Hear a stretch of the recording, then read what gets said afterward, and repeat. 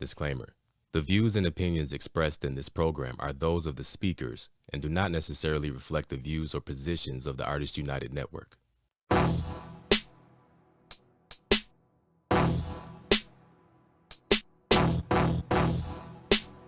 United Network.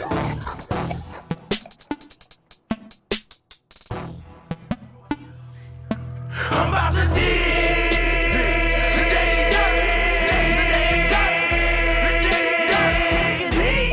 The Daily Dirt with Dustin Diggs. The Daily Dirt with Dustin Diggs. All right, welcome to the Daily Dirt with Dustin Diggs. We got a great Sunday podcast for you. Mr. Chuck Pfoutz is here from House of Chuck with an exclusive interview. We got a lot to talk about. Hopefully we can, I was thinking this was going to go an hour. We got a lot to talk about. It is. I don't even know where got a lot of catching up to do. A lot of catching up. I just don't even know where to jump in on this one. Obviously, I guess we'll start. You reached out. We've been friends for like 3-4 years. We've done a lot of little things together, interviews. I've come to your shows. You're a great artist. And Thank you. But you reached out because you saw the Brandy Thomas exclusive interview we did. I did. And I'll tell you what. I got a lot of feedback from that. Let's just say it like that. How should I put this? There's definitely an issue in the photography field in St. Louis that we must have uncovered something, pulled up the Band-Aid, because it seemed like the people viewing that night, there's a lot of issues going on with the photography industry, so I'm glad you're here because you're going to talk about a bunch of stuff. So I guess first question to you is, what did you think of the interview and your thoughts? Well, I thought you conducted the interview really well. I really enjoyed it. I really, from start to finish, I got the timeline. I took a bunch of notes for when it came to her interview. You opened up about you introduced everything, and then she goes into her the hot bench and the story that I wrote about Krista Riley and about Riley stealing over $2,500 out of her bank account and all of that stuff. And the reason why I wrote that story was because nobody had written a story about it yet. The story of Krista Riley. You wrote a story about that, and you went in neutral, like I was. I hope to the audience I was neutral as well. So, what was your thoughts on that timeline of history? The situation. I don't know. I thought that they could have handled it privately. I thought the whole situation. I feel sorry for Brandy because she lives sort of, a great proportion of her professional life is out in the public eye. Right. So that was the reason why she had to come on this show, was to sort of deflect a lot of, the things that people were saying about her. And what she did was she kind of baited them by using all the dirt that she knows about what's going on in the photography world to kind of sell that interview. And then when you open up, it's more or less about what really happened behind the scenes of her studio. And I tell you what, by the time I was done with the interview, by the time I was done watching it, I saw a very human individual. Yeah, I thought so too. Who was fighting really hard to try to keep this movement going, and that's what I describe, because that's what everybody else describes, and all the people that I've interviewed regarding this whole entire timeline. It goes back to 2018, probably around October. I did some very thorough research. I have a timeline, and I had been following this. I became after I kind of stopped working in the nightlife scene and stopped working in the drag world and stuff like that. I kind of became more involved in the fashion world and the modeling world and all that stuff. So whenever I came in, I kind of was just like with everybody else. I was kind of just starting out, getting my feet wet, and I had just done New York Fashion Week, and I'd come home and I'd celebrated my 15-year anniversary of working behind the camera by creating my fashion show, and I wanted to create a fashion show to tell the story of how I came up with all of this. Right. And so around this time, that's when I met Josh at a fashion show, and then I met Amelia at another fashion show. It was at a Halloween fashion show at Club Mystic. And it was like 2018 time. Yeah. Okay. Yeah, and they were all there. Yeah. The Ferrera brother, everybody was there. I was there. It was supposed to, it wasn't that great of an, the event could have been better.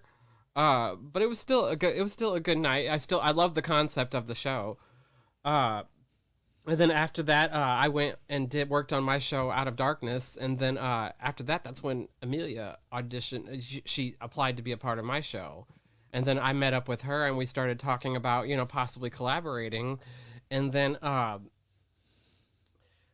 after that, we'll go into all of that kind of, But she was doing Break the Mold when she met you. I mean, that was established. Yeah, okay. I think they were just getting started. I don't know exactly, when they exactly got started, but this is when I met them. Did you meet them both together, Josh and Amelia together? No, I met Josh at a former fashion show. It was a balloon fashion show. Oh, okay. Yeah, I have all this stuff on. I have an entire timeline. Yeah. And then back to Brandy's interview, I thought it was really well conducted. The aftermath, whenever the second night, what happened the next night, some of the things I had some questions about, like all these men on this show, and they were talking about her emotions and how she handled the situation. I mean, if you're about to lose your studio, I mean, you're going to do everything in your power to try to save it. I don't think that her behavior was irrational or out of place, or I don't feel like her actions were. Examining her behavior, I don't see some of the things that they came up with. I just didn't agree with. I don't think that a bunch of men should be criticizing how a woman should feel. Yeah, no, and that's fair. Yeah, we need to get out of that. Right.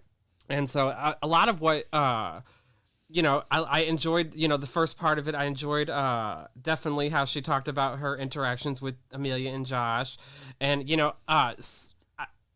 these allegations that have come out about this particular photographer. I mean, I've interrogated the hell out of Josh. Mm-hmm. I mean, nobody, I'm the editor-in-chief of my own magazine. Right. So, and I have investigative credentials. My degree is in cybersecurity. So I get paid thousands of dollars to protect a company to protect companies from malicious intent.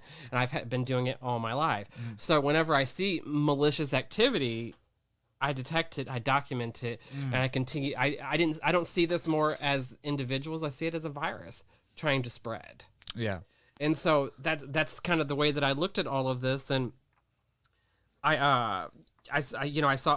talked about her interactions with Josh. Let me see what else I'm going into. Sure. More of the I'm a bartering girl. I paid attention to that, and that's kind of where she kind of going into creating the studio and how she went from apparently this studio came in 3 different variations, correct?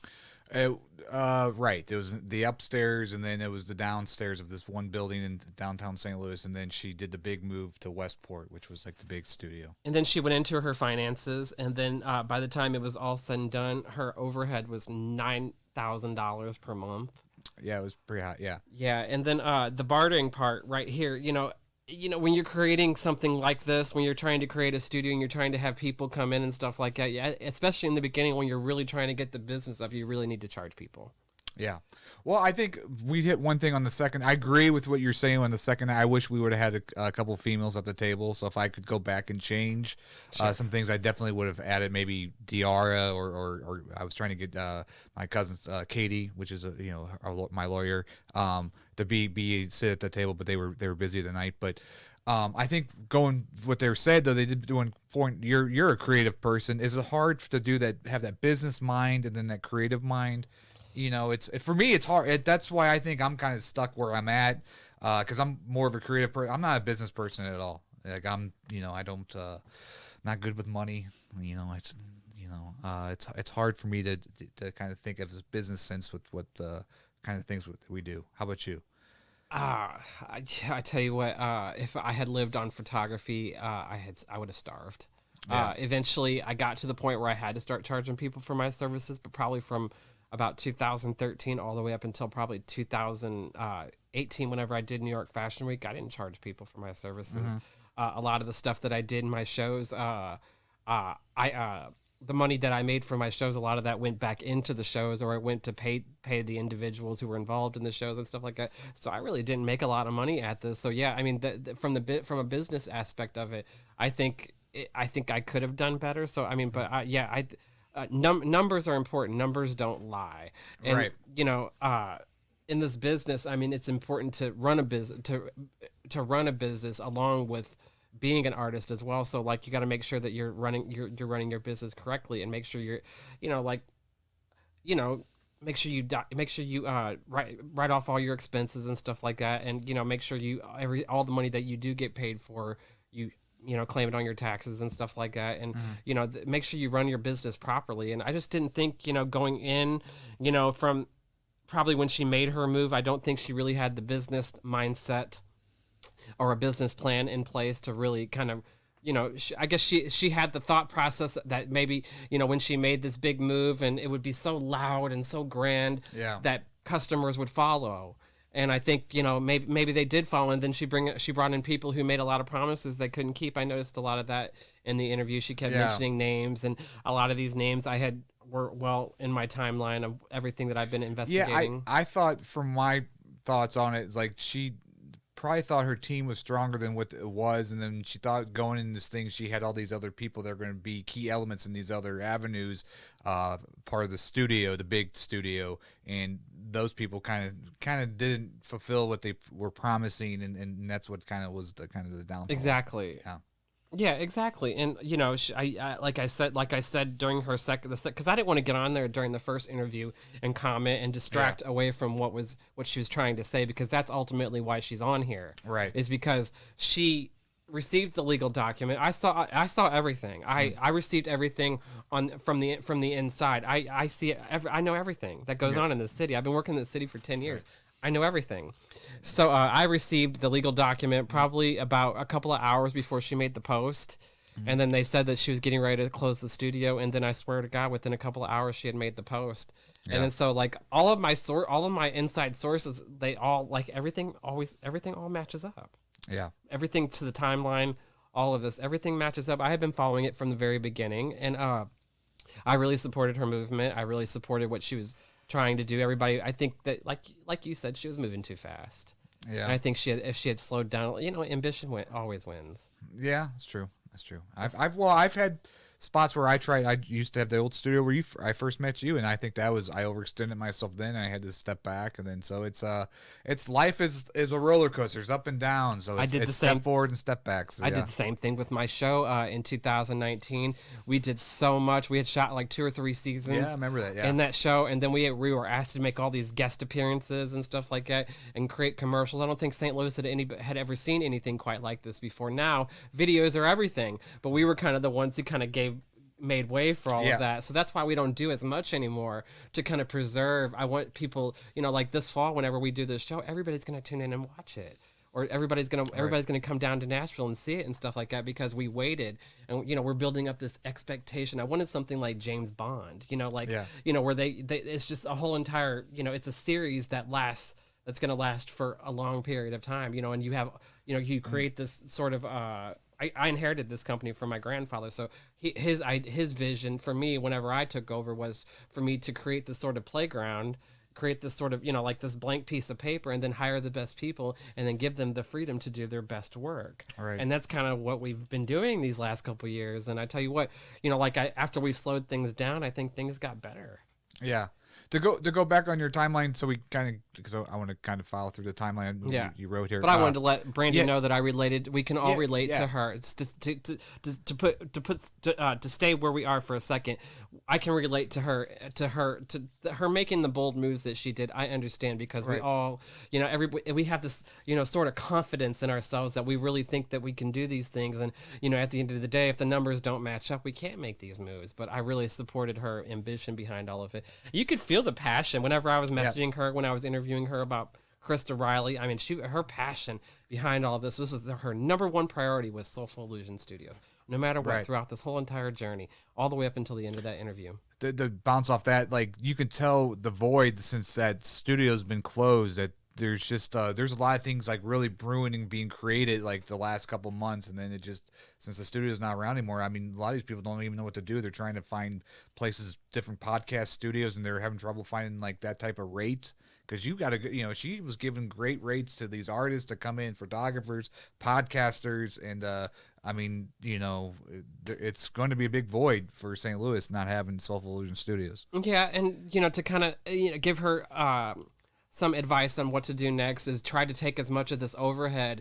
We live in the virtual world now. A lot of this stuff can be done virtually. Yeah. So take as much of the expense that can be done virtually, take that, go in that direction. Put a lot of your focus into your website. Put a lot of your focus into doing things. Maybe rent a studio like Utopia Studios. That I rent from Utopia Studios. Yeah. They charge me a really cheap rate. I hardly have to use a studio because a lot of my shoots are outside. I hate being inside shooting. I don't know why. I just hate, like, if I spend a lot of time indoors. I work behind a desk at my day job and stuff like that. Whenever there's something about the creative aspect, the creative element of photography, it needs to be done outside. With the natural lighting and all that stuff. I don't like using flashes and stuff like that. The only time I use that type of stuff is when I'm doing my runway photography. And as much as she can keep in, maybe have a storage room where she could put all her props and stuff like that, or put it all in her house or something like that, whatever she can keep offhand, that would be great. But I mean, God, $9,000, that is a lot. Yeah, that was and the numbers that she spent on this. I mean, I wish that she had more private investors or maybe more grants and stuff like that to get all this going. I mean, God, it's just incredible. It's just to go back on your timeline. So to talk about your thoughts on Josh, because his name came up a lot.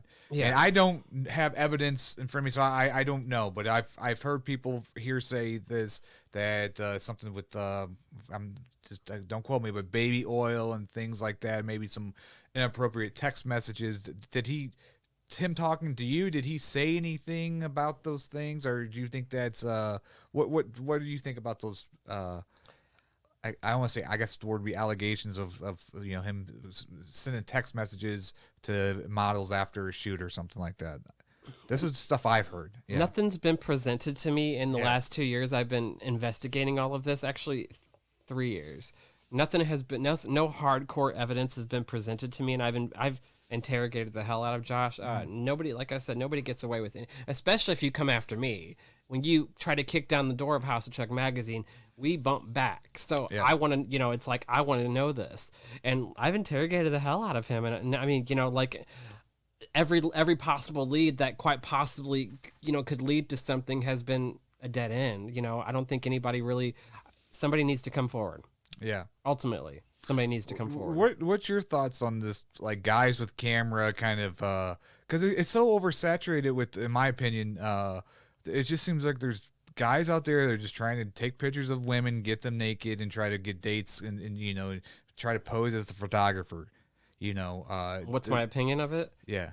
Well, I think it's just absolutely disgusting. I think that I've had to, being a photographer, I've had to, and I've seen, people tried to come at me like this and stuff like that. So I'm very particular about what realms I go into and stuff like that. So I don't do any nudity at all. There are just things that I don't do, so that I just want to be protected from that kind of stuff. I don't want to be seen as this type of, person. Like when I did my burlesque show, that's about as far as I'll ever go. Yeah. Okay. As far as being as, risque or boudoir. Edgy or something. Edgy, edgy, definitely. Yeah. And, I did a lot of that when I was a dancer. I did some dirty stuff when I was a dancer. I wasn't afraid to do that stuff on my own, but as a photographer and as a business, I don't know. I'd rather just avoid all of that. I want people to love me. I want people to respect me. I want people to trust me. Yeah. When they're working with me, so that if I could avoid that, those type of negative headlines, that I would do that. Well, you seem very. So my thoughts on you is you seem very protective, just like Brandy's protective of. Yeah. Because she did the Monday Model Mania show on the network here, and she would talk about just steps to bring a friend to a shoot. Absolutely. Different things, and you seem very protective of your models and people you work with. Yeah, well, so you guys share a lot of the same kind of characteristics, in my opinion. Well, these people, my models I don't pay my models, so I'm very overprotective of them. We just have a partnership, a habit of respect, but I give them free pictures whenever we do the runway shows. So that's kind of my trade-off with them, and then they come with me and they do my show. And it's like every time we do a show, it's like a reunion because we've been working together for, it's just there's just something about me being at the end of that runway and then us working together in my show that I cannot explain, but we work together very well. And then it shows on the runway when I'm working with them outside of my show, how the way that they are at the end of that runway. So all of this sort of meshes together like the way it was in the drag world. But the problem with the drag world is they're so jealous and nobody's allowed to do anything in the drag world. This is a city of queens and kings, okay? So, and everybody's trying to reign. It's a small city and not a lot of people. There's not a lot of wiggle room. And, so whenever, like, I had my show, everybody wanted to invade my show and destroy my show because everybody else has been waiting for that moment. You know what I mean? So it's like I'm kind of sitting where everybody who's trying to create a wave in this city, well, there's a whole entire network of people out there who have never been heard yet, and they're trying to be heard. And what they want to do, rather than actually come join, rather than having the pride to come join your network and see what you're all about and things like that, they want to destroy you and, you know, talk all over you and all of these things. I mean, it's just, this city is just really awful, and she had to endure a lot of that. Yeah, it seems like with the city, like if you're climbing up a ladder, there's always the people below you trying to pull you down a step. That's my saying here on the podcast. It seems like that a lot with St. Louis, but it could be like that anywhere. Because I've only lived here my whole life, so I don't know. I'm sure it's like that everywhere. But it's sad that like I'm shocked. It's like that. I'm in shock. Like with the people who've turned on me. These are these people I helped. I helped build them. I helped mold their careers. I have pictures and videos going back over a decade. I'm in shock when people turn on me. Yeah. You know, because I've given so much to the city. I really do. You know, I wasn't just photographing. I felt like I was building an entire the generation of entertainers and models that are kind of sort of becoming leaders in the industry now. I helped build them up. So this entire network of people out there, I helped build these people up, and now they're leaders, and now they have their own shows. Most of them respect me because of it, but there's a few out there who they're just completely ungrateful. And like I hear the things that they say about me, I was like, I gave you your first performance. Yeah, I think I know who you're talking. We're talking about the same person here. There's so many. So many. Oh, okay. Nameless face. Okay, gotcha. Okay. Yeah, that's just an example. There's so many out there who have. Right. I don't know who are you thinking? Well, I don't know. I've got some emails from people since the Brandy interview. So I was thinking that you're talking about this one individual that we both know, and so. I just don't want to give credit where credit. I don't want to. I'd like to know. You know what I'm talking about. We talked about the person before you got here. Yeah. Oh, yeah, okay. Yeah. Well, we'll go into that in just a minute because I know that's what people are really on here watching. Yeah. All right. So, Brandy's interview. Okay. I think that's about it as far as like all I can give Brandy, but I don't want to sit on here and demonize her. I don't want to sit on here and criticize her for her actions or anything like that, or say that she had a drug addicted mentality. Yeah. Well, I want to say this about that interview too, is what I think, and then the backlash that we got from it. So give credit to Brandy because she knew she made mistakes and she came and admitted her mistakes. Oh yeah, definitely. And then these other people that she might have called out, even if it was bullshit what she said or whatever, it was not true. They can't admit that they've done something wrong. I thought it was very brave. Yes. What she did, because all these people were coming at her. I mean, I can relate, Brandy. I'm right here with you, and I think Brandy has a lot of respect for me. She sends a lot of really sweet messages and stuff like that. So I can relate to you, Brandy. I really felt like when I watched that interview, I was more entertained by it than I was actually. And then when I saw her cry, that was like, okay. I was like, I'm not going to sit here and criticize her because it's just like, she admitted her mistakes and stuff like that. I mean, it's a very brave thing to come on here and come on the record. Very brave. And then she even let people read comments, and we read the comments and live to her. I mean, it was a free, open platform for. She wasn't afraid. She wasn't afraid. She wasn't afraid. Yeah. Yeah. I mean, I offered some other people that reached out that I would do a pre-interview that we could record it, and then they could watch it back, and then they could give me the A-OK if they want to air it or not. They still said no. So, Brandy, you have an LLC license. Write off all your expenses and everything. Make sure you pay back your oh my gosh, I'm sorry. So much information is flowing around in my head. Yeah. Your balance of payments, and then start small, and then build yourself back up again.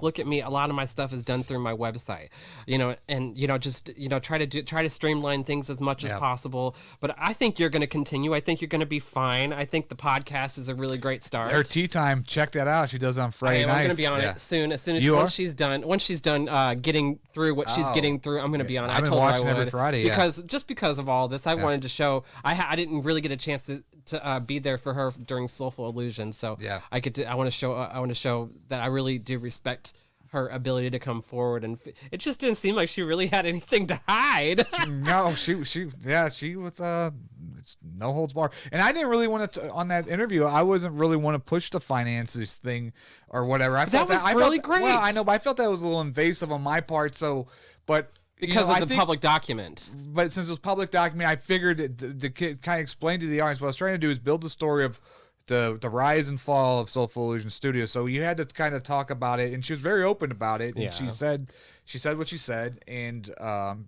proud of her for having that type of courage, because I don't know a lot of people that would do that. So I'm gonna go ahead and close my notes on Brandy. I think we pretty much covered Yeah. it. But like I said, I didn't come on here to demonize any of them. yeah, I'm coming on here as editor-in-chief of House of Chuck magazine, Right. as an investigative, just like you. As the show is called The Daily Dirt. Right. Okay, and you Dustin Diggs. Dustin Diggs. I dig, folks. You dig. I dig a little. Okay, people Dig need a to little. understand all of that. And like Brandy says, you're her hero, and she's going to go into podcasting too.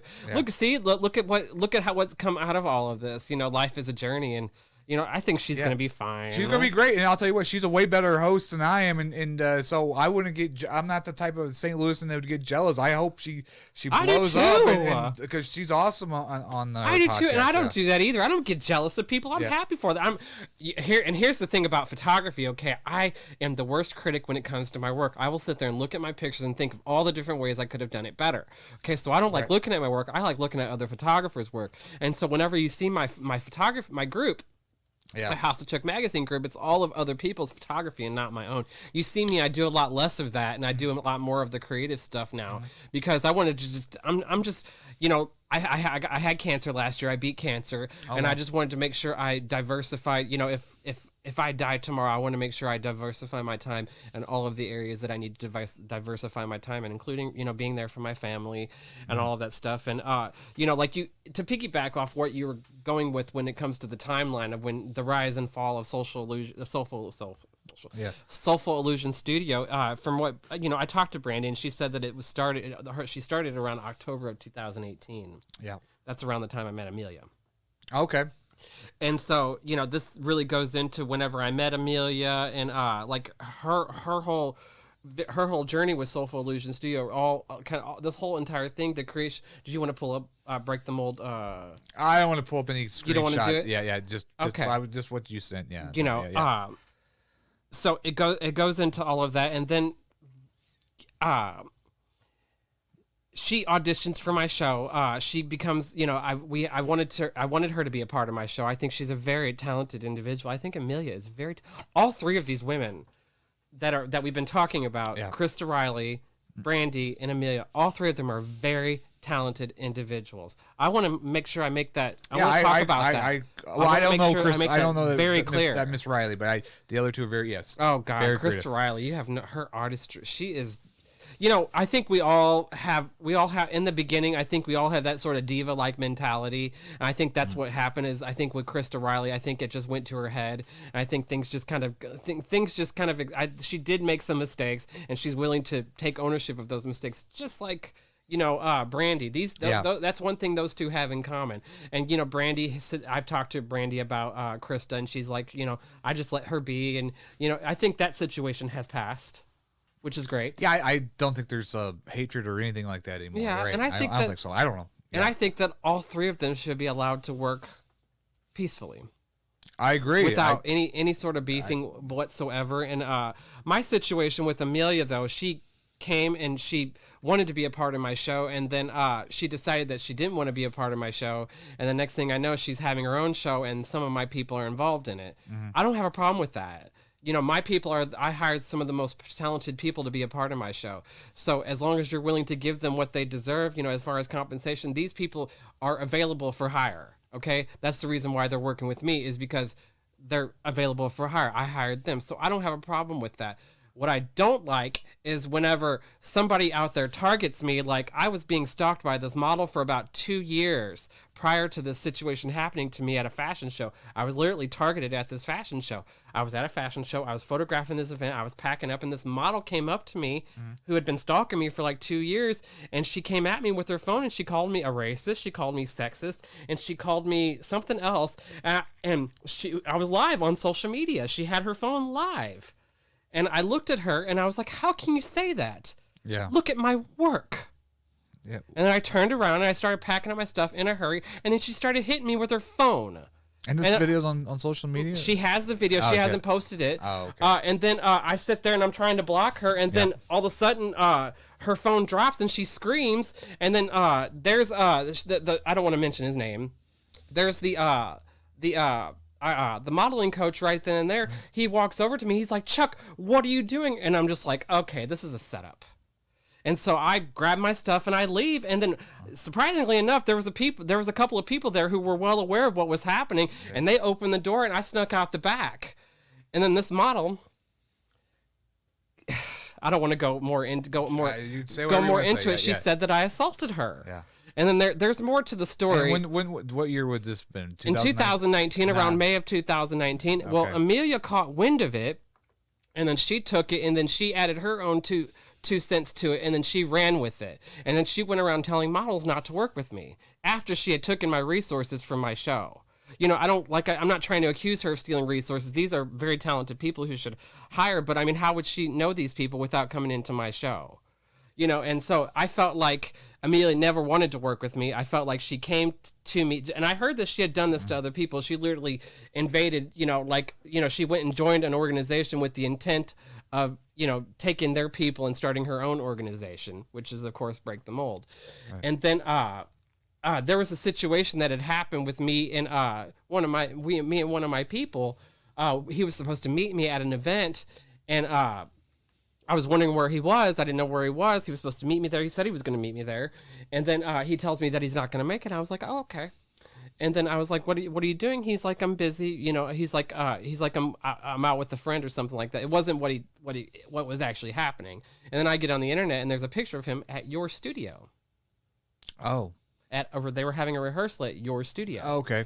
And so I send him a picture, and then of course he starts sending me a bunch of messages, started getting all defensive, and I'm just like, why are you getting defensive? If she hired you, she hired you. And then I'm the type of person, when people are getting all defensive like that, I'll say one thing, and then he'll say a whole bunch of other things, and then it just turned into anything. And I think something happened between them two that had nothing to do with the situation, but it's like the situation just kind of boiled over into another situation, but she used that as ammunition to spread these lies about me whenever this model attacked me. And so whenever I called up Amelia and told her, I was like, hey, Amelia, that's not what happened. I would appreciate it if you'd come talk to me before you start spreading lies about me. And then she used that situation between me and another one of my employees as ammunition for her to do this. I was like, wow, Amelia, you're going to sit here and ruin my life over something that didn't even happen. Your name wasn't even mentioned in this situation.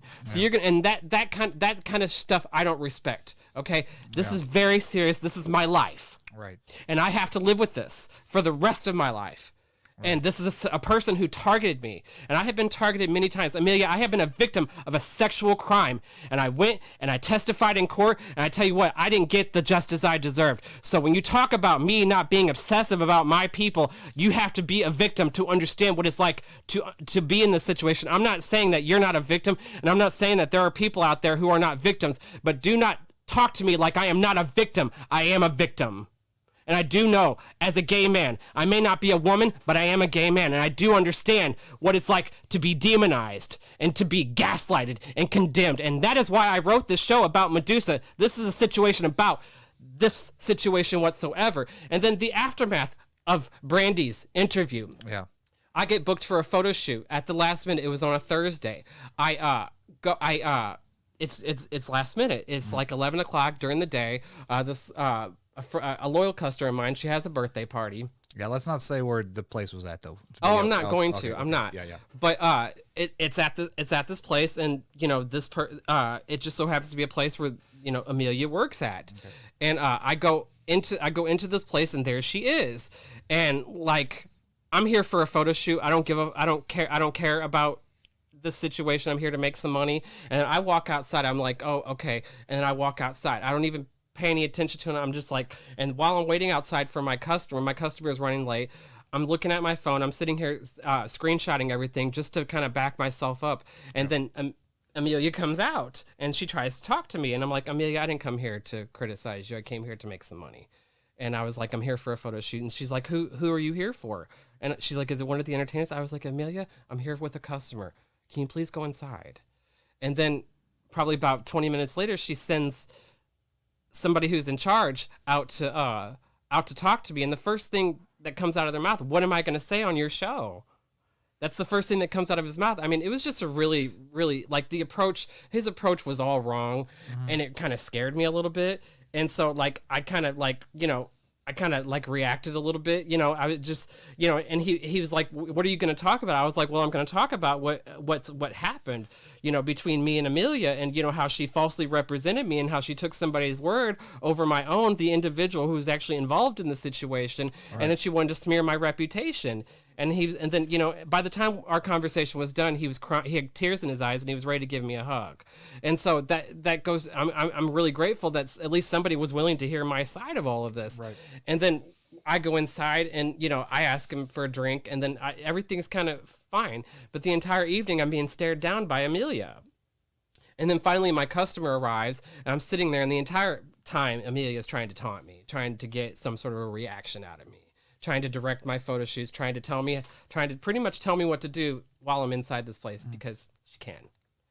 And then the whole entire evening, she's staring me down. I'm sitting there with my customer, shooting my customer. And then finally, at the end of the evening, I hug my customer. I grab my camera and I walk out. And there she is, right there waiting for me to walk out. And I'm like, stay tuned. And then I walk out. And then I'm walking out to my car. And then Amelia says, it's a very dangerous street. It's a very dangerous area. Be careful. Walk into your car. And then that's the end of the story. Wow. And then around 8:30, I found out that she calls you and tells you something. Yeah, I didn't even know who it was because I don't have the number. And then it said that your buddy is stalking me or something. And then hung up the phone. So I didn't even know who it was. And then I kind of put two together, and then I talked to you the next day, and then I figured out it was you. I was like, oh, I guess that you ran into her. So yeah, and then this whole entire situation, while Brandy's having dealing with her whole entire situation, she decides to let Josh go from Break the Mold, and then come to find out later that Josh was never a part of Break the Mold. His name was never on the business license. The fact that, and he's never been paid. He hasn't been paid in the last 2 years. Okay. And then I'm hearing all these things about Josh, and I'm going down all these trails trying to find out, if there's something wrong in this community, I want to know about it. I don't want these people working around my people. Yeah. You know what I mean? Every single path I go down is a dead end. And there was a situation that happened on the internet about 1.5 years ago, okay, where three photographers ended up getting thrown under the bus because another competition photographer studio owner was targeting them. And it's just like this entire community is built. It's like I don't know. I'm lost. Yeah, so they claim that these other photographers were doing some things that were inappropriate. Yes. Right. Okay. And so to kind of like almost like that cancel culture kind of deal, but it's smaller scale St. Louis style in a sense, right? Yeah. Yeah. So go back on your story. So this woman the model that took the video of you and then you turned your back to her, is she still working in the industry? Obviously, I don't want you don't have to say her name, but I was just wondering, do you still run into this person? She has a code name. They turn into code names when they try to attack us. Her code name is GL. The audience can put together who she is. It still continues. It's been 5 years. She's still stalking me. Eventually I had to write an article in House of Chuck magazine. I had to I took everything that every single incident, every single stalking incident of her, the prank phone calls, following me, all of it, the targeting me at events, all of it. We had to take all of that and put it into an article, and we had to show pretty much the entire world. Try to get like a restraining order with this person? Or? Well, here's the thing: you can't get a restraint. I mean, I don't know. I don't know. Here's the thing: I mean, I can't get a restraint. I can't stop her from stalking me on the internet. I can't stop her from prank calling me. I can't stop. I can't. The only thing I can do is keep her from 100 and 200 feet away from me. That's the only thing I can do. But all these other things, her influencing other people, her being, like she was at one of my shows and she literally was outside telling people not to come into my show. Wow. My burlesque show. I mean, I mean, we've had haters on here that people keep trying to flag it because of copyright issues, and we're not even playing any type of music. And I mean, I said to a friend, I was like, they have so much time to sit there and watch the show to click the dispute button or whatever it is they do. Why don't they do something creative? Why aren't they taking that time to build something creative, make something for themselves or whatever, instead of trying to destroy other people's like work and their own, some other people's creatives. I know. I don't understand it. I've been working my whole entire life. I'm getting ready to celebrate 20 years of working behind the camera. All the money that I make in my photography sales, I put back into my productions. Everything that we make in ticket sales goes back into my productions, so we can have headpieces like this, so we can have jewelry like this, so we can do these beautiful photo shoots, so we can do all these really wonderful things. I tried to create a movement. Josh tried to create a movement. Everybody here is trying to create a movement, but the problem is there's just I don't know. It's like, too many chiefs, not enough Indians. You know what I mean? Not enough. I mean, I don't know. We can't uplift each other in this city. I'm an expert because I've been here over 10 years. Yeah. I've sat here and I've watched. I remember in 2016 working in the LGBTQ community, we had just had this big overturn, everybody, now we can legally get married and everything. Right. The entire community was becoming more commercial. And I was one of the first photographers to really work in that community. And it was really being seen for the first time. And in 2016, there was this club owner. He opened up a bunch of clubs, and he was I think he was gay, but he had he allowed a bunch of drag shows to happen. It was like the most golden era of the drag community that has ever been done. Like, there were pageants everywhere. I mean, I had never seen the community move like this before. It was the golden era, and then by the end of 2016. So many haters there was so much resentment from this golden era that by the end of 2016, this golden era had sort of tarnished. Why do you think that is? Oh my gosh, scandal. Oh, just stories, people from people's past. We live in, and you forget this is the time when we were being seen for the first time. We often forget about the fact that there was a whole entire underground era. You forget this entire community has lived underground for almost 45 plus years. Right, yeah. Okay, so a lot of this, the sins of what went on behind the scenes had never come to light, and so what happened in 2016 was really sort of the beginning of a lot of the stuff was coming to the light. So a lot of people's past sort of came back to haunt them, and that was kind of ultimately what. Think that has anything to do with just because 2016? I just think of I'm not going to make this political, but just with the Trump being elected and how the media kind of I think it started with Ferguson. I think Ferguson was the most viral event that ever occurred in that decade, in the last decade, and then that kind of translated into Donald Trump and the whole viral age, and how he was like literally turned politics into a reality show. Yeah. I mean, I'm more entertained. I mean, I do pay attention to politics now more than ever because of that situation. It's so there. It's so in our face, and we should be aware. We need to know what's going on. Our taxes are paying these people. Yeah. Okay, this is how our country is run. I don't think we've ever seen our country being run like this before.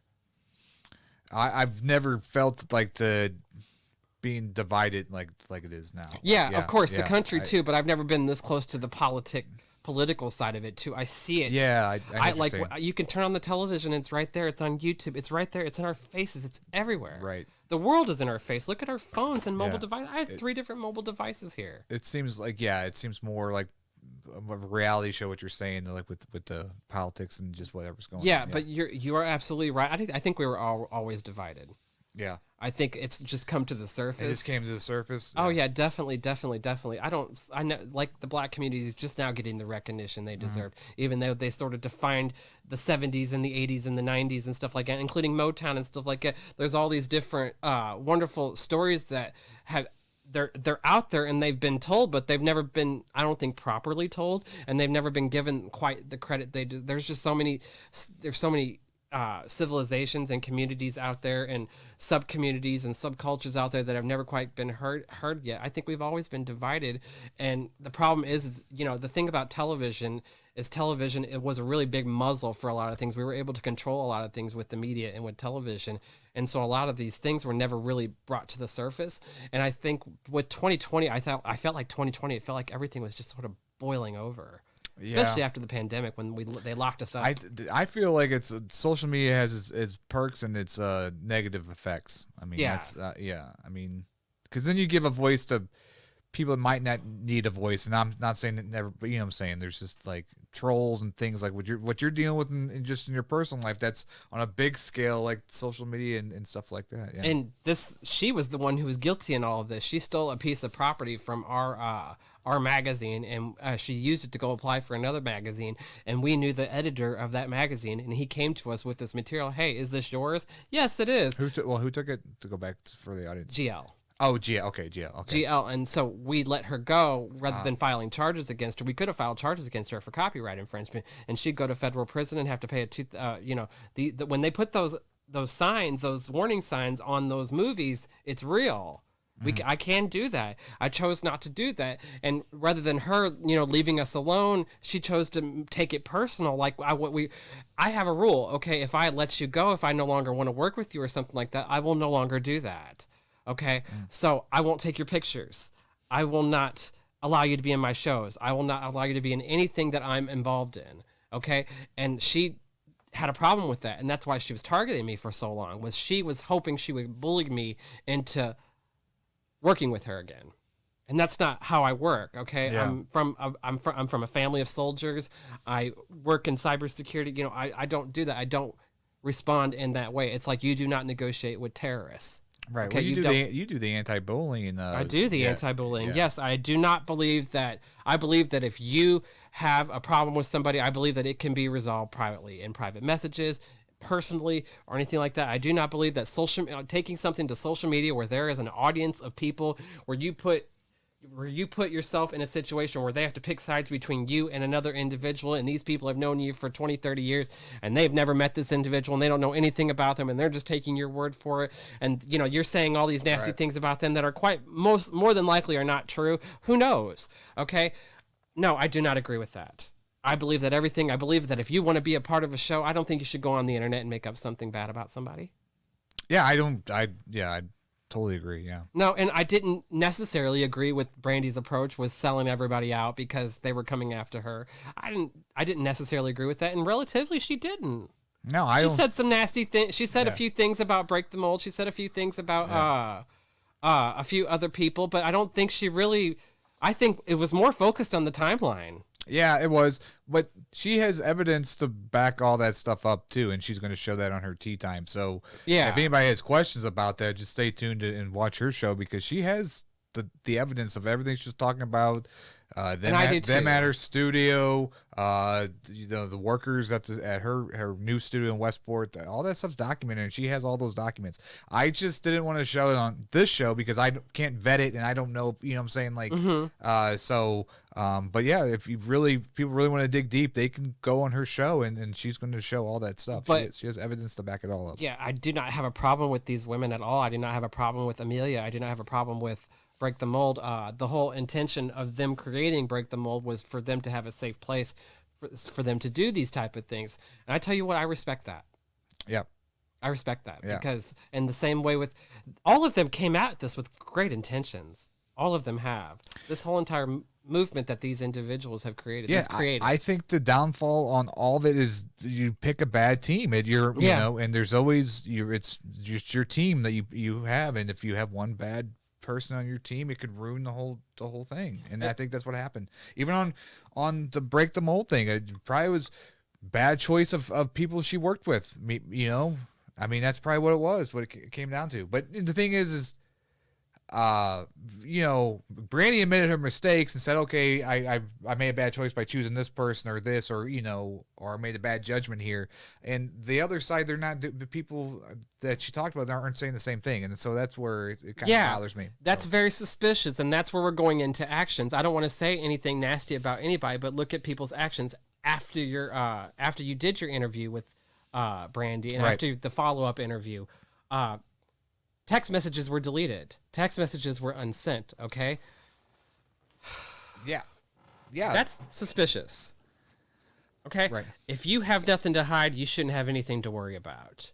I don't do that. I never needed to go in there. I believe that, first first impressions are everything. And if you don't have, if you don't have a good approach and stuff like that, that's on you.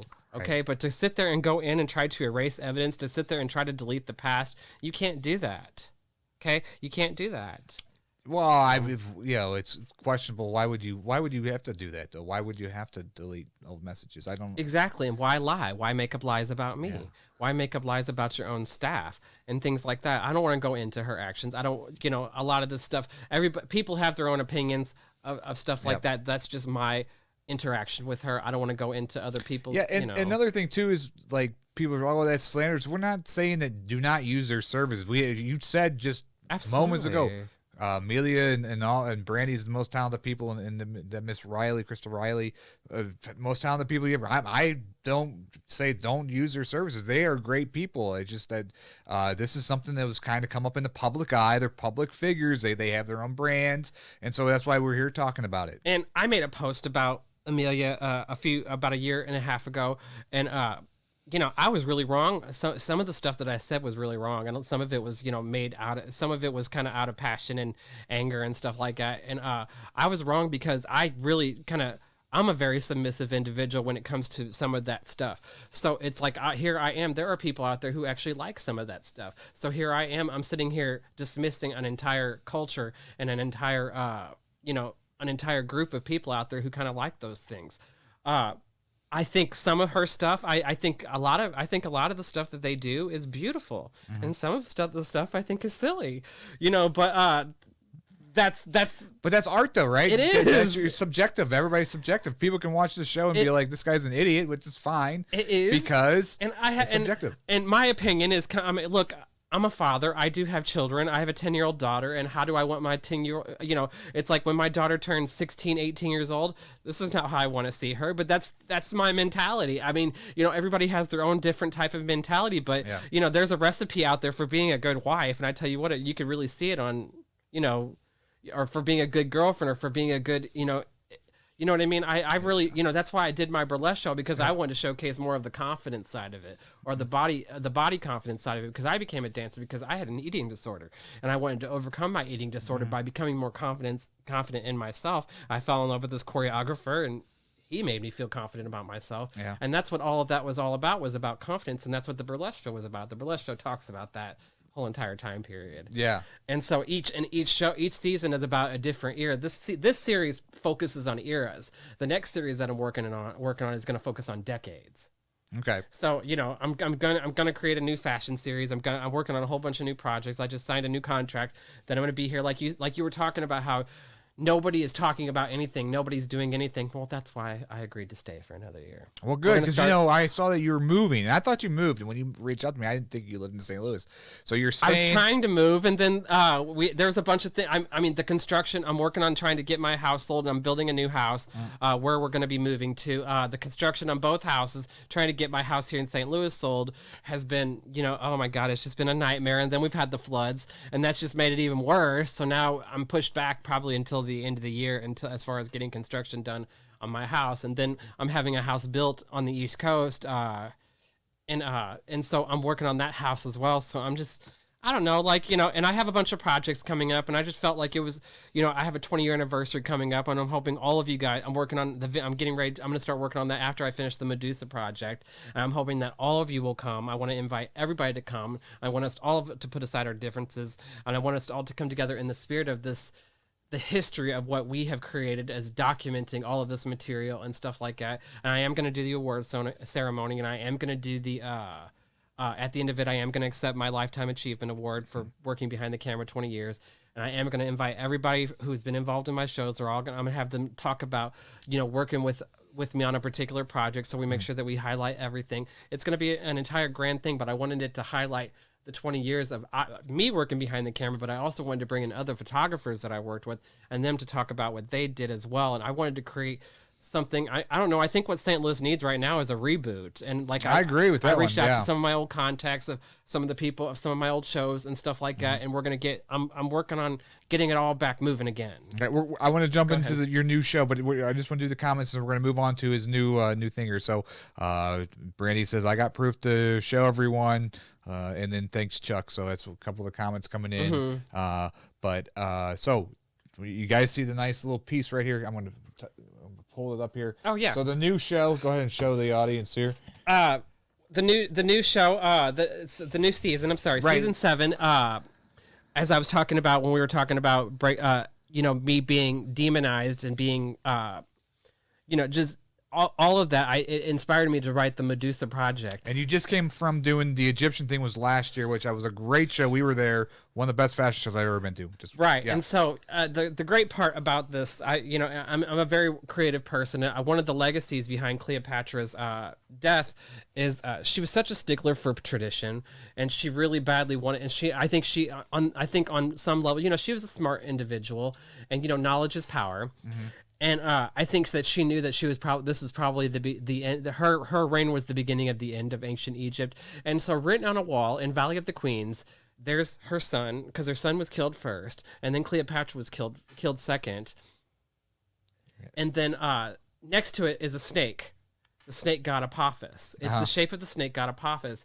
And then right here in this trailer, we have Cleopatra dying. She's getting bitten by a snake. Oh yeah, this is a good part in the show. Yeah, and she dies. A lot of death, a lot of tragedy in my shows. I'm not afraid. These are issues that we need to talk about in history, in stuff like that. I wanted my shows to have a message behind them because we put all this work into these shows.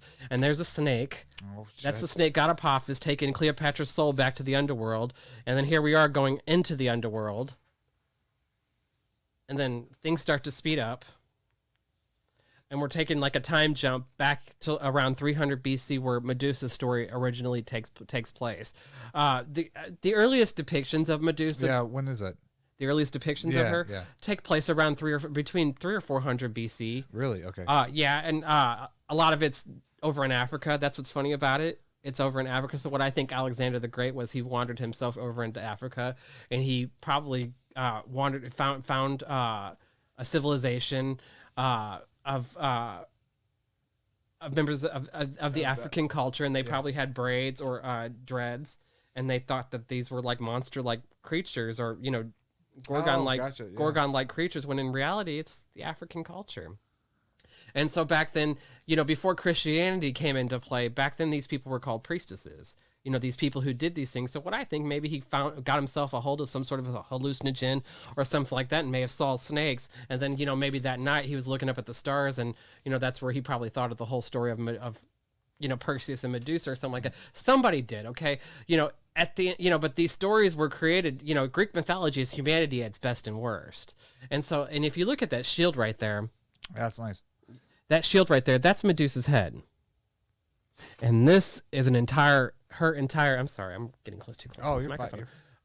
This is her entire stone garden. This is an entire story around her.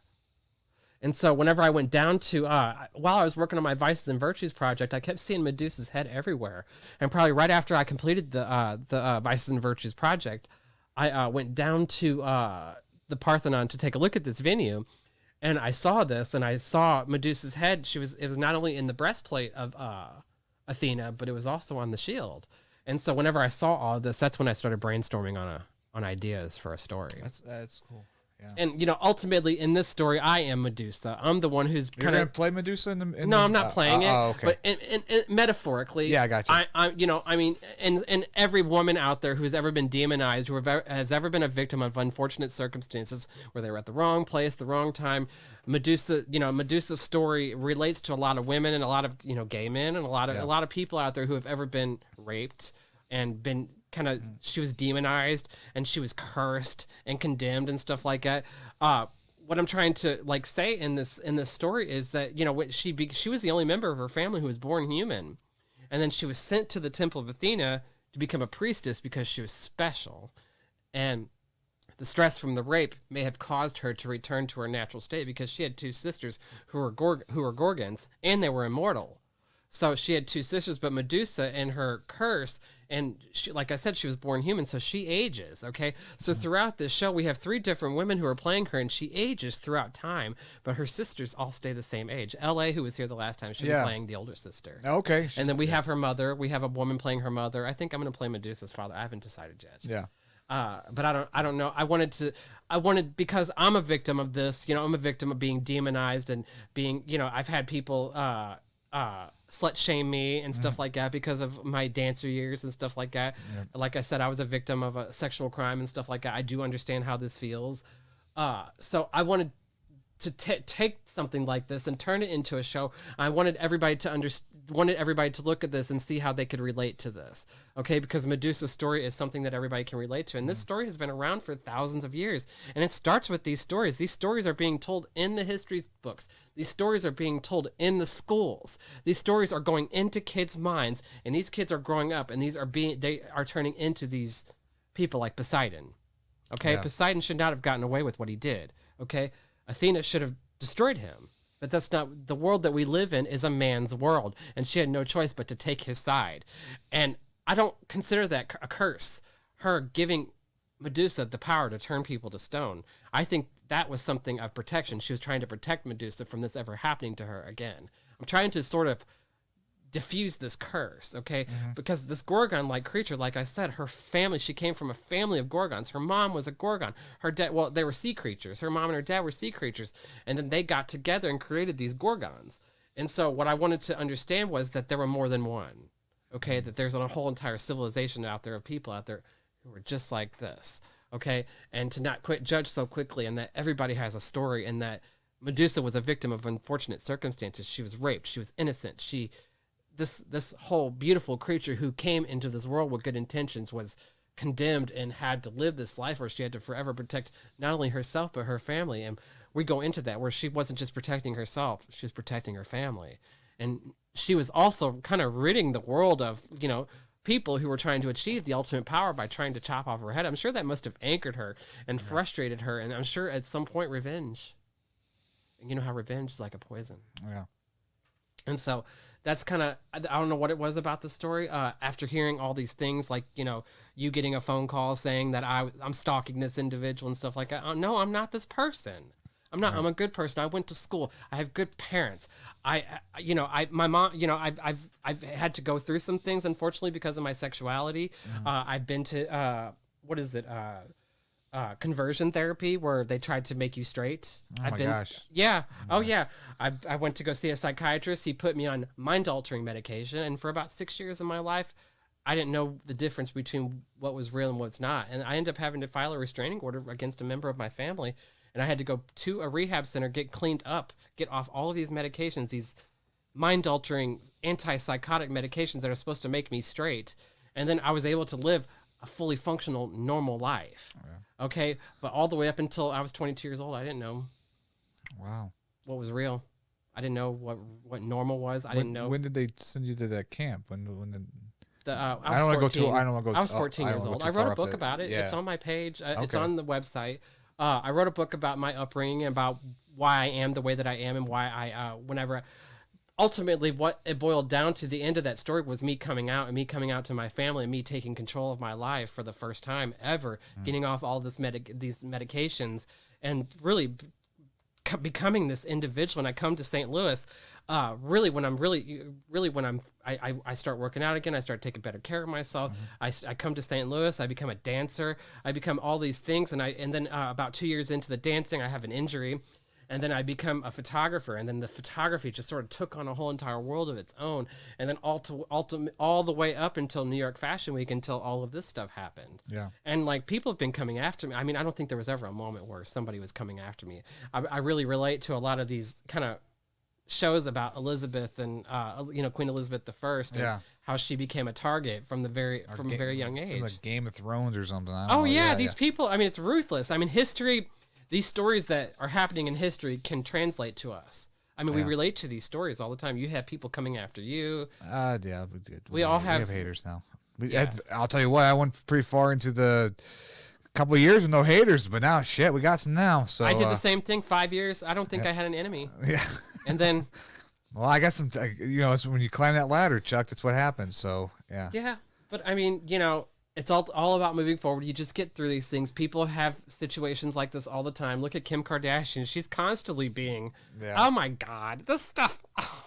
I think some of that stuff they plot though, and they create. I know, because the media is right there. It's right in front of, like at the Met Gala. Come on, that's the Super Bowl of fashion. Yeah. Okay, so she wore Marilyn Monroe's gown, and the gown miraculously tears, and it creates all these headlines. And then what is it? Bob Mackey says that she shouldn't award the. Everybody's sitting there talking about it, and then she sits there and makes this comment about women. Women need to get off their butt and work. Okay, Kim. Not everybody can create a sex video and turn it into an industry. And shit like. Come on. Yeah, we could go a whole subject on that. Just people are famous now for not really even doing any work. It's her dad her dad was her dad. OJ's defended lawyer. a murderer. Yeah, OJ. Yeah. So I mean, oh god, let's go into the jewelry too. I know. Yeah, let's go. Yeah, let's keep talking about the show. Yeah. I knew this was. We're already over an hour, which is fine. Oh, I knew because I love knew. you. So you can say as long as you want. But I knew we were gonna have a long podcast. Yeah, and I wanted to. I have a fear of snakes, so I wanted to kind of turn snakes into this beautiful thing. I'm afraid of spiders too, but I have a spider, and I have a spider tattooed on my back. You do? Yeah, okay. I do. And you should get a snake for the fashion show. No, I agreed to the Vinny that I wouldn't have live snakes. They told because they said the people who run it some of them have a fear of snakes.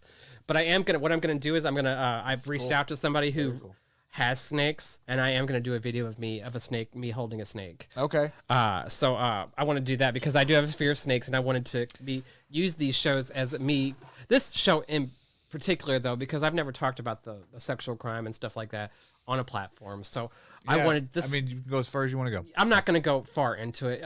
Those out there, you can find out. It's all on public record. So, but I wanted to. This season in general, though, I wanted to confront my demons and kind of turn my haters to stone, and that's why I wrote this season. Metaphorically, that's what it means to me. Yeah. You know what I mean? And then the final season, I told you the last time we were on here, I talked about Marilyn Monroe. Yes. And I want to go in and sort of do a Britney examination with her. Something also with Betty Boop, right? Yeah, Boop. because we did the Roaring Twenties and we told this story of Betty Boop, and we kind of left that story open-ended. We didn't put an ending to that story. All of these other stories, we have endings, but not that one. And this story goes back to the beginning. This was a great actress / model that plays her too. Yeah, and this picture was taken at the burlesque show. So of course she has her introduction in the burlesque show, and then you had the sequel here, which is the Roaring Twenties show, and then the final season you'll see Betty Boop finally making it to Hollywood, pretty much. And and then we do a time jump into 1945 where a Norma Jean Baker, and we're going to do the Norma Jean Baker wig and have her come in as Norma Jean Baker, and then her walking into Hollywood and her making her way through Hollywood. Marilyn Monroe had to go through a lot to become. Did you hear about the Netflix show? The series? Yeah, I heard. Was it a series or a movie? I saw a screenshot of the side by side, and it looks identical. The actress that they got to play her, right? Yeah, I picked one who looks more like her. Yeah, the girl, I thought it looked good. I'm just of course they used the best screenshot they could use. You know what I'm saying? So they. Yeah, I think the girl looks like her. I think she looks similar like her, and it looks like she's got the tone of her right. I really want to watch it. Everybody in my team's gonna watch it because we want to use those notes for our show. Did you see the movie My Week with Marilyn? I have seen it. I thought she did acted Marilyn perfectly. I thought her. Yeah, especially behind the scenes. Yeah, I did. Yeah, definitely. Yeah. And one of the things that people need to know about Marilyn Monroe is she was more of a performer and not an actress. She was determined to become a great actress, and that's what Some Like It Hot was about. Was because she had hired the best people. She even hired these people. Yeah. To work with her backstage. Everybody was always wondering why she was always late coming to the set. She's trying to learn this character. The movie is about this character. Sugar Cane is Helen Kane. That song, I Want to Be Loved by You, was written by Helen Kane. That's what a lot of people don't know, is that story is about her. Okay? What we don't know is that they got the whole entire time they got the story wrong. The story of Betty Boop was created by Baby Esther Jones. So here we are, we're going into Hollywood, and we're sort of going, Marilyn Monroe knows this. I want Marilyn Monroe to know this. And we're going to pretend like Marilyn Monroe does know this, because she was a huge advocate for the black community, by the way. We've learned this. There's a lot of things there's the mystery behind Marilyn Monroe. It still leaves us fascinated to this day. Yeah. Why is that? I don't know. Yeah, there's a bunch of stuff that's hidden that they don't talk about. Because I guess on screen, on camera, they portrayed her as this dumb blonde, when in reality she was a brunette. And I mean, that's just a stereotype in general, though, calling somebody a dumb blonde. Yeah. And using her as that stereotype. But as we get further and further into the decade of her career, or the 15 years of her career or whatever, by the end of it, she started to become a more serious actress. And by the time she'd finished her last movie, which was As Good as It Gets, or she almost finished it or something like that, she was starting to take on more serious roles. Yeah. But the ultimate turning point was Some Like It Hot. The stuff I saw about her, you know way more than I do, but Oh, she was real smart. She came off dumb for a character on screen, but like Marilyn behind the Monroe was scenes, the character. She was so smart, and she knew how to play Hollywood and get the things that she wanted She was. to. Yeah, so. She did. She knew, and she even, she told actors, and what I did was I not only I watched the crime documentary of her death, I watched all the movies. I watched the original Blonde movie. The original Blonde movie was a TV series. It was a television movie series. It was 2 parts. I watched that. I watched all of her movies. I watched some of her interviews. The most important part was not talking to them, but watching the interviews of the people who actually worked with her, and then the crime documentary, and then this movie that's coming out now. That's very important too, because her relationship with Joe DiMaggio is a really important part of her. When Hollywood locked her up in the mental institution because she didn't want to comply to their standards, he was the one who went in there and rescued her. And he felt so guilty. He was so determined to get her straightened out and to get her on that track that, there were a lot of people who tried to help her. And Joe DiMaggio was ultimately, because I think he was ultimately her true love. You think so? Oh, yeah. Not Arthur Miller? I think he was another one. I think she had 2 great loves, and I think both of them really, because he played to her insecurities. And he gave her, I think he was willing to give her the life that she always wanted. Yeah, well, he was going to write her a bunch of parts and things, right? He was working on some scripts for her, right? Mm-hmm. Yeah. So. Yeah, but I think that both of them, I think her and Joe DiMaggio, him as a baseball player, him as a famous person, and he knew that sort of lifestyle, and then she was just becoming into all of that. Like, they were married around the time 7-Year Itch was happening and all that stuff. He wanted her to be more of a wife. Right. I thought she took time off for like a year that she was a wife to him and did, took care of the house. I don't think that was her. I think she was a working woman. Yeah. And, right. But I think The Week with Marilyn, and that the way the story of the behind the scenes of that, I think that was really the tone of her. I think that was probably the best tone of her, besides probably what we're going to create and probably what Anna is going to create as well.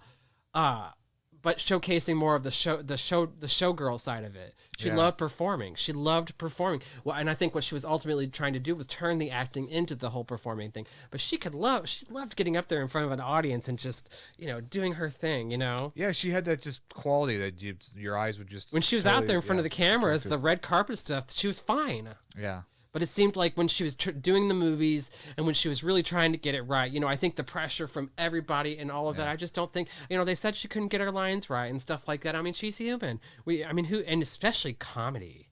Yeah. Oh, comedy's so hard. Yeah. It's so hard. And this is one of the greatest, this movie has held up as one of the funniest movies of all time. Right. People still watch it. Yeah. People still watch it. Okay. And then she's a part of that. Yeah. And I really love the trailer, how they showed her in her Roaring '20s outfit with her hair, with the, I can't wait to do that again because that's how we're going to reference our Roaring '20s fashion show, because this is ultimately the season where we connect everything together. So, and we do that after every show. We try to make sure that we do a commercial out there to make sure to let our audience know that all these shows are connected. We're doing these shows for a reason. Yeah. And I wrote that in my book too. Everything is in connection to House of Chuck magazine. And especially the first 4 seasons. The first 4 seasons talk about my life leading up to this moment. All right. Leading up to my 15-year anniversary. And then after that, everything sort of takes place every season, each year after that. So, Lydia and Danielle are a huge part of my journey. So it was extremely you could read through my posts. I mean, I write this stuff down all the time. I mean, everybody knows the story of me and Danielle and how we met. What a lot of people don't know is what me and Lydia did. And Lydia's been on many of your shows. Lydia has done. You haven't as far as what she has accomplished as a runway model. I don't think that her story has ever truly been told. And I wrote these Egypt and Greek mythology for her to have that sort of a centered part in these stories, because that's how much she means to me and my journey, because she was so much, all of them though, all of the cast members. But I'll tell you what, Lydia really, between 2017 and 2019, Lydia brought, I don't know, I mean, I've covered probably about 75 fashion shows. I'd probably say Lydia brought me 50 of them. Wow.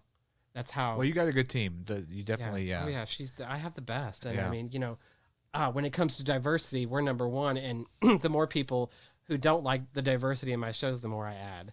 So, Well, I don't want to make this about me, but when we did the STL Live show, what made that show so great is we had so diverse of people from all different backgrounds, different colors and things like that. But it was, but what made that when we bring in just a group together like that diverse, it just you create something are special. you still gonna do that show or? Not me personally. I would hand the torch off to somebody. I'm trying to hand it off to somebody right now, and it's in talk. So we might bring it back next year. But I wouldn't be the main guy in charge. I'm trying to build other leadership roles. Same here. Same here. I got one more. I got 12 more episodes of the Chuck Files I got to finish. Yeah. So that's 12 articles I got to write, and then I'm done. I'm done with that. I don't do anything more than 5 seasons now. Because, God, I mean, working on Maximum Exposure is really. It's a really great show. It really showcases a great deal of my talent as a writer and as a producer and as a show director and as a creative and all that stuff too. But as a writer, man, I tell you what, I have to I'm constantly watching these shows, trying to come up with a full-on script and have a full-on story that kind of meshes in with what we've already created. And they wanted to go on. The whole entire team wanted to go on for 10 seasons, and I had to compromise with them because I wanted to end it after 5. I wanted the show to be about us leading up to this point. Right. And so, but we have such a really wonderful team that they wanted 10, and so I compromised with 8. Because so now we're going to finish with 8 seasons instead of 10, but they wanted to do 10. They wanted this to continue on and on and on.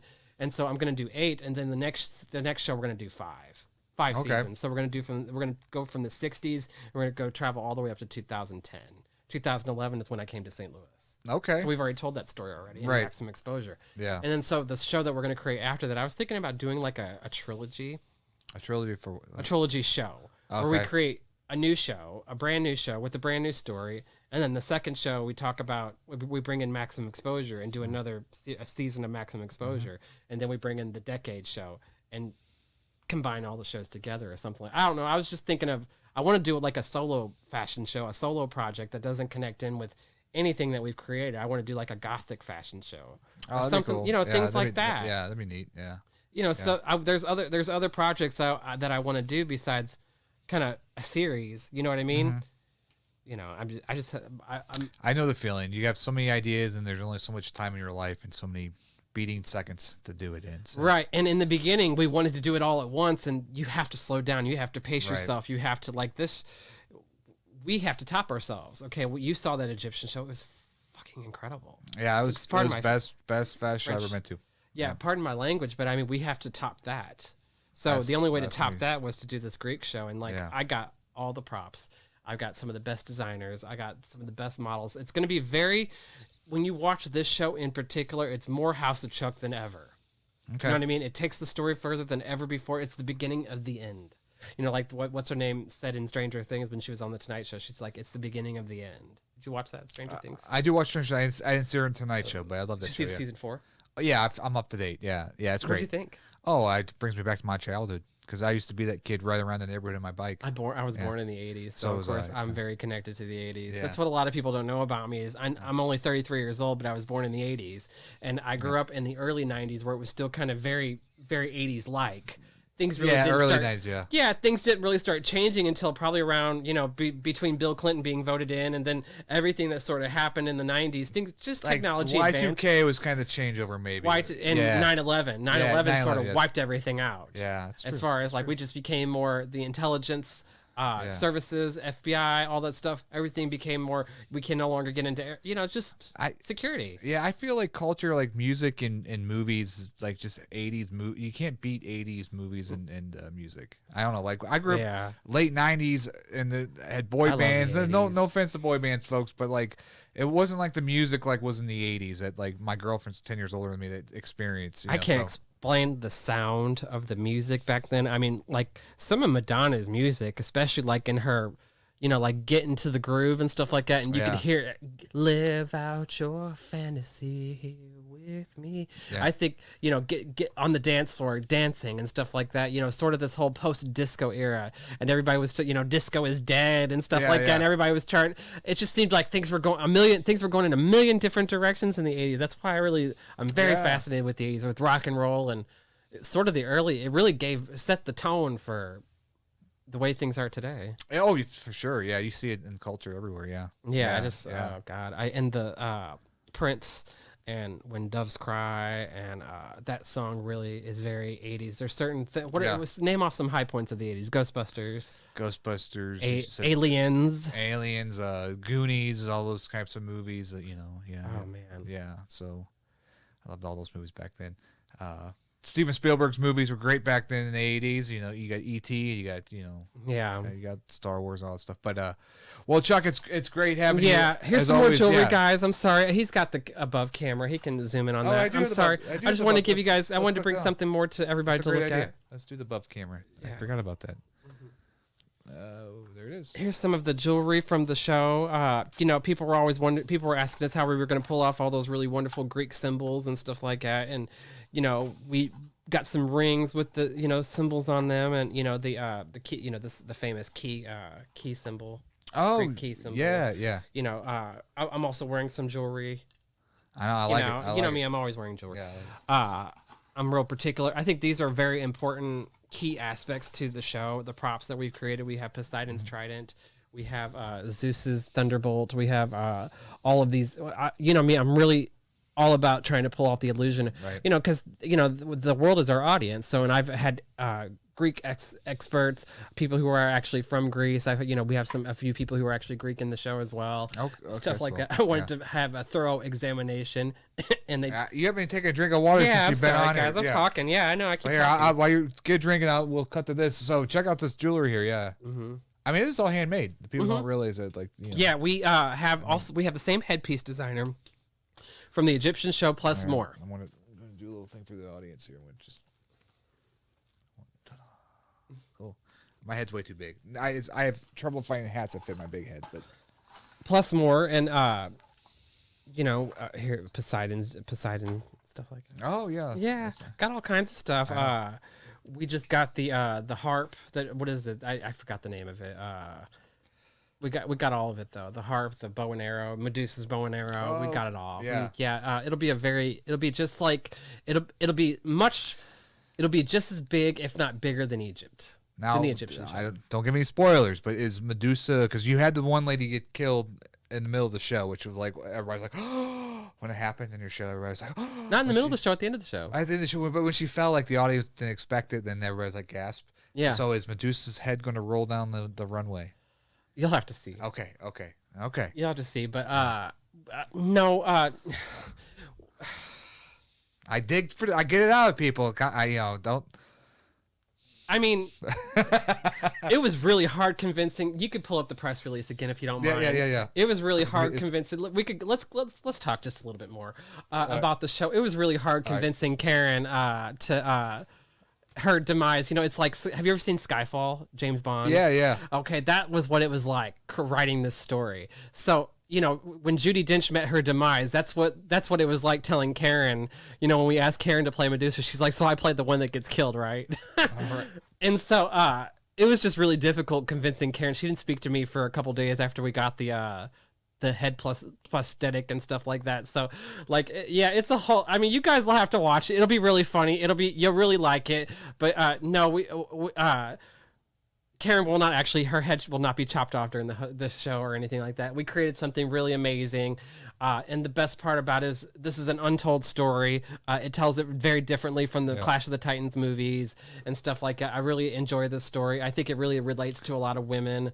It definitely relates to the Me Too movement. It definitely relates to women's rights that we're dealing with right now. I mean, I cannot believe that we're dealing with this stuff. Yeah. Oh my gosh, it's like they said, we took a time jump back into the 60s. A step back. That's what this whole entire decade it seemed like, with Ferguson and George Floyd. Yeah, right. Yeah. All of these things things are being brought into the surface. Okay, now we're having to look at it with modern eyes. Do you think we're step back though, or do you think that's just came to the surface? It was all it was all like. I think that they did it was to get a response out of people and to get people to rise and to get everybody, even the president responded, to get everybody to home in on this, to address this issue. I think it was really powerful what happened. I don't agree with the way that they you know, a lot of times, you know, like, have you ever heard of a publicity stunt? Yeah, You know, like we were just we talking do 'em all about the Kim time here. Kardashian. Yeah, we do 'em all the Yeah, I time do when- them too. yeah. That's what this was pretty much, because I really don't have a problem with any of them at all. I actually like them. Yeah. You know, and like Josh, I remember when I was leaving, Josh sent me a message. He's like, because we have this sort of beef back and forth, and I was like, it was just for show. I was like, you know, I actually like you guys. I think what you guys do is very creative in the same way with Brandy, and Yeah. I think I like what you do too. And you know, I think one of these days we'll get past all this. We will. Yeah. And I really am really proud of this interview. I think I'm probably, of all the interviews I've done with you, I think you really got to see me get serious. You get to see me I get saw loud. you got angry there for a second. Chuck. I had tears in my eyes. You I were had angry. it all. You were red in the face. I was Yeah, red in the face, and then I calmed myself down, just like what happened a few weeks ago. I got really angry because, you know, like when you're gaslighted, you know, when you are trying to speak and somebody cuts you off and you're not allowed to speak, it's awful. Yeah. Okay, because I feel like one thing I have is my truth. I'm a very honest person. I will answer every question honestly. I believe in being honest. You'll never catch me going there and trying to cover my tracks. I'll sit there and I'll talk to my people. Like the way that we do our shows now, they talk directly to me now. I have a team of people, but my team of people, they're in charge of responsibilities. They're not in charge of the models or anybody. I talk to everybody. I make myself more accessible. That's why I do these interviews. That's why I do the press stuff. That's why I do. I'm doing another interview on the radio next week and stuff like that. I try to make myself more accessible to people, and so that way I'm reachable. I'm likable. It's all about presence, you know, and stuff like that. Look at the Queen of England. It's her entire image is dependent on her being engaging, her being likable, approachable, things like that. And you know, they have a history of having a stiff upper lip. And they had to change all of that. And one thing about that woman is just absolutely amazing. And then you watch the show The Crown, and you really get to see the sort of the human side of her and her relationship with her family and stuff like that. And then when you get kind of an explanation as to what was going on behind the scenes. And then when you look at everything on camera, you see this woman who's just trying to be the common denominator in all of this entire world. This is one of the most famous people in the world. And so, but at the end of the day, she's a mother and a grandmother, and ultimately what it boils down to, I watched a video of her at a hospital, and she was visiting a woman who was dying or something like that, or something happened, and she went to go visit her, and then her husband's phone went off, and the Queen just starts cracking up, and she's like, of course the phone would go off, you know, we live in unpredictable times and stuff like that, and just that outburst, and people were just completely fascinated with that, and I was like, guys, she's human. And one of the big fascinations of that show, The Crown, is her relationship with Princess Margaret, her sister. They said whenever they saw that, they said that changed their whole entire image of her. I was like, guys, she's human, you know. And I love that show because it's sort of, when we look at these monarchs of history, you really get to see sort of the human side of it. And she has her business suits and stuff like that with her little, you know, her skirts and stuff like that. Back then they wore big ball gowns and all that stuff. So you get to see Elizabeth I. You know, she's Elizabeth II. She's the second. She takes place after her.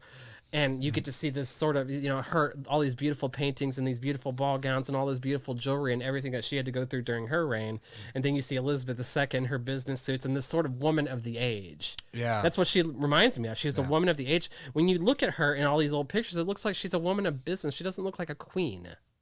Yeah, I see that. Yeah. Yeah. I see that, yeah. So it's like, you know, she represents the woman of today, and you know, eventually she went from being our friend to being our mother to our grandmother, and that's the way that they see her now. Is she's our grandmother, and then now you know her foundation is sort of decaying, and then she's sort of, you know, getting older, and she's getting ready to pass on, and you know we have to be prepared for that. And now her family's starting to take over, and I just really I like that their depiction of monarchy. I liked our depiction of monarchy with Egypt. I really wanted to showcase that in my Egyptian show, was the story of the Egyptian, the ancient Egyptian story, and then how it funneled all the way down to Cleopatra and how she tried to preserve that tradition. And ultimately the tradition died out with her, and now pretty much what ancient Greece and ancient Egypt are is tourist attractions. But we can go there and we can visit and we can feel it and we can touch it. And I think that's just incredible. And that's what I wanted to do, was take some of this stuff. Some of this stuff is actually from ancient Greece. Some of this stuff actually existed during those time periods. And so you guys can see it and you guys can touch it, and it's real. It's right in front of you. It's fresh. Right. Yeah. And I just wanted to get the story right. Well, you do the research right, and like what you said with the you know everything about it, and so when people come see your shows, they definitely can feel that when just the environment that's and that's why we toned it down and started doing one show a year, so we could really show this is what happens when we get a year to work on these shows. You get the best, right. We're not just sitting there, collecting our money and doing all these things. I mean, there's so many different people are out there for all different types of reasons. We're in it for the creative aspect only. We're in it for creative reasons. We're in it for storytelling reasons. It's either a success or not a success. Either way, we have to tell the story, and no matter what. And that's why we have such a successful team, and why they keep coming back is because it doesn't matter about success or not success. I've had some shows that were successful. I've had some shows that were not successful. My first two fashion shows were very successful. My drag show was very successful. My burlesque show was not successful because we had GL was outside trying to tell people not to come to our show. So we went to Chicago. I think I kind of broke even with my Chicago show. My controversy fashion show, I didn't make any money at it. It was for charity. It was to highlight Black Trans Lives Matter. That was sort of to give St. Louis LGBTQ community a reboot as to where we all came from. A lot of people don't know about the Stonewall riots and how the Stonewall uprising and all that stuff and all of that stuff. That was the 50-year anniversary in 2019. I went up there and captured the whole entire event. And I just thought that was incredible to find out where the movement happened and the voices that I felt, the feeling that I felt when I was up there. And I got up there, Dustin, and I got my picture taken right next to the actual Stonewall Inn where it all happened, where the mythology of the brick being thrown at the police and all that, where all of this stuff happened, the original movement. And as soon as I got there and I got my picture taken, it started to rain. Wow. And I thought that was so powerful, and that told me something. That was really powerful to me, and it started to get dark. Just like something. There was a dark wave, darkness was coming, and then of course that was the pandemic, and that was everything that happened. But I had a feeling, some sort of a feeling. I do have. I don't want to say that I have powers or visions or anything like that, but I can see things before they happen. I've always have. And so whenever that happened, that's what that really meant to me, was that there was darkness coming. And St. Louis, they were at each other's throats here. MTUG and Pride St. Louis were going at it like crazy. I mean, I really wanted the trans community to have their moment. And it just seemed like, we live in this whole entire power trip type of community in the drag world. That whole entire world is all about, it's just, oh my God, it's just absolutely ridiculous. When you look at it, it's a pigsty. And as a gay man, I had to go through all of that. Yeah. So I talk about it a lot because there's a lot of corruption that goes on behind the scenes. And so I talk about it. If you ever get onto the Chuck Files, you can read all the stories that I've written. These are all articles that I've written about corruption and about, things that have gone on behind the scenes. And then, you have the actual shows that you actually go to. And, so, I mean, ultimately, God, we have to wrap this interview. I know we do. But I mean, ultimately, this all kind of leads back to how, I guess we'll talk about the ending of the series. Ultimately, this entire series leads back to House of Chuck magazine. And all these stories lead back to House of Chuck magazine. All paths lead to House of Chuck magazine. And so when these people sort of come after me or make up lies about me, a lot of times I just have to be patient. And then I'll get the opportunity to come on to a show like yours and sort of deflect a lot of these things, like Brandy. And here we go. We're going back to the beginning of the interview. That's the way that's good. We're going back to the beginning of the interview. And like I said, I really felt Brandy's pain in all of this. I really feel all of their pain in all of this. I'm really sorry that all of you guys have to go through all this. I hope that one day you guys can all get past all this stuff. But I came into this as the equalizer. I wanted to be more, you felt my passion behind all of this, but I wanted to kind of give this sort of a more of a thorough examination, because I felt like, I just felt like the message behind all of it was kind of going in a different direction. Sure. Well, I appreciate you coming on. And like I said, it's always an open platform for anybody that wants to come on and talk on the Daily Dirt. So you think we covered everything? I think we covered everything. Yeah. And so one thing I saw in your press release, it's in Tennessee at the famous what's that called? The Parthenon. It's an actual replica of the Parthenon. Yes. I really want. I've been there. It's nice. You have. Yeah. It's beautiful, it's isn't beautiful. it? Then get inside. We walked around it though. It's big. Oh my God. Well, I hope that if you ever want to take a trip if you plan on taking October 22nd, right? Yeah. I can maybe make that happen. I would love. It's not that far away. Yeah, I would love for you to be there. Yeah. That was the bargaining chip. It wasn't so far away. It's just a 4-hour drive. Yeah, 4-hour drive. So we have people there getting hotels. We have people from St. Louis who want to see their models perform in Nashville are coming down there. I mean, just turn it into a weekend trip, and then we have a really amazing show. Yeah, I'd love to come see. I had such a great time at your last fashion show. I think you do a great job because what's interesting about it for me as a storyteller, it's you're not just showing people walk back and forth on a runway. They're actually telling a story. There's a story. It's like almost like a theater / fashion show. And I love that about your show. Well, I don't want people, and one of the killers of fashion shows is they have an intermission, and that's where you lose your audience. I didn't want to do that. I wanted you guys to be engaged from the moment you arrive to the moment you end, and that's why in the beginning we had to lock the doors at our shows because we didn't want people coming in, halfway through and missing the entire story. Right. Because like this entire story, it tells the entire story of Greek mythology and how Medusa was more centered in the story than what people truly understand. I mean, and who knows? This story could have been real, and Medusa turned all these people to stone every person who went to go. You forget her head is in the breastplate of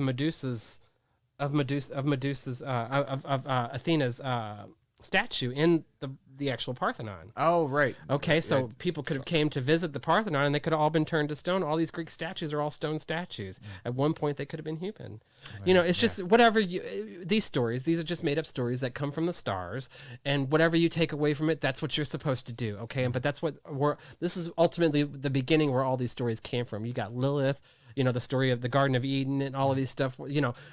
I want people to understand that we have been demonizing women since the dawn of history in these stories, and it starts with these stories. And what we need to do is stop demonizing women. So I want to tell these stories from a modern perspective, and I want to talk about how Medusa was wronged in so many levels, and sort of look at it from a modern perspective. Right. But it's a great story. I love it. It's really beautifully written. All of our shows are very beautifully written. I think it's perfect timing.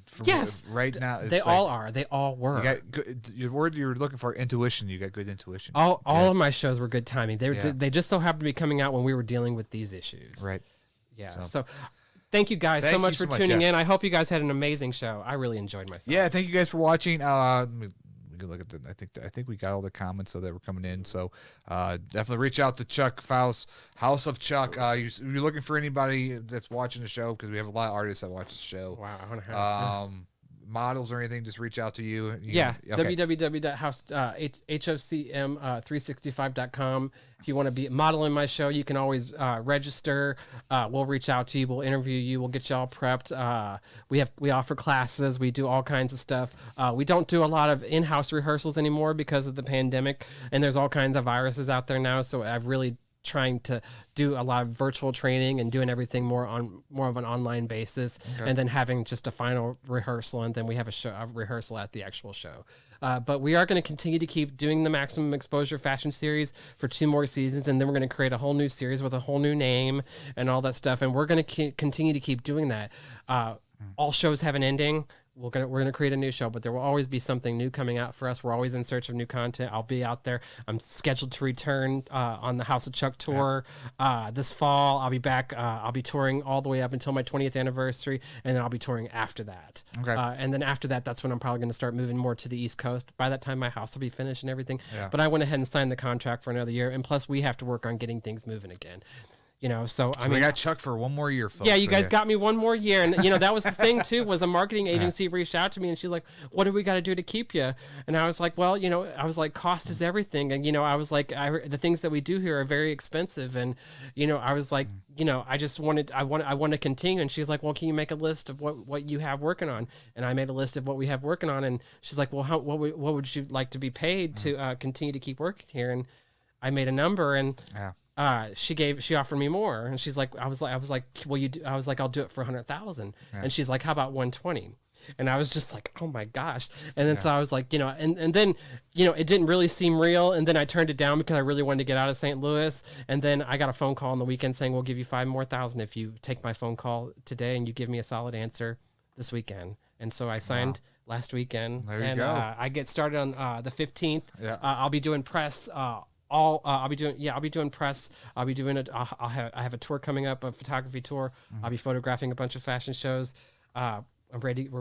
We got to get moving, guys. So I'm excited. All right. Well, you got to come back. I will definitely every couple months or something have you come back. Yeah, I will definitely. Yeah. Whenever you want me to weigh in on more of your stories, I'd be happy to add a second opinion. Yeah, there you go. Well, if we have a round table again, I'll definitely. I would love to put you on the invite. So I would that way- love to. yeah, I'd love to, and yeah. you're going to see me doing more stuff like that well, too. I'd love to have your voice. So on those round tables. Okay, well, thank you guys for watching. What a great Sunday having Chuck here. Definitely check out the show. Daily Dirt with Dustin Diggs on YouTube and like the Arch United Network, and we will see you guys again tomorrow. Disclaimer. The views and opinions expressed in this program are those of the speakers and do not necessarily reflect the views or positions of the Artists United Network.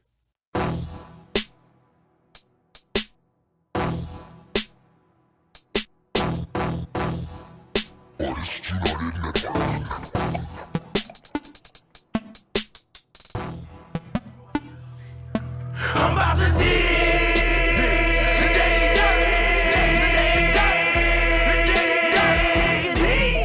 the Daily Dirt with Dustin Diggs. The Daily Dirt with Dustin Diggs. Dig.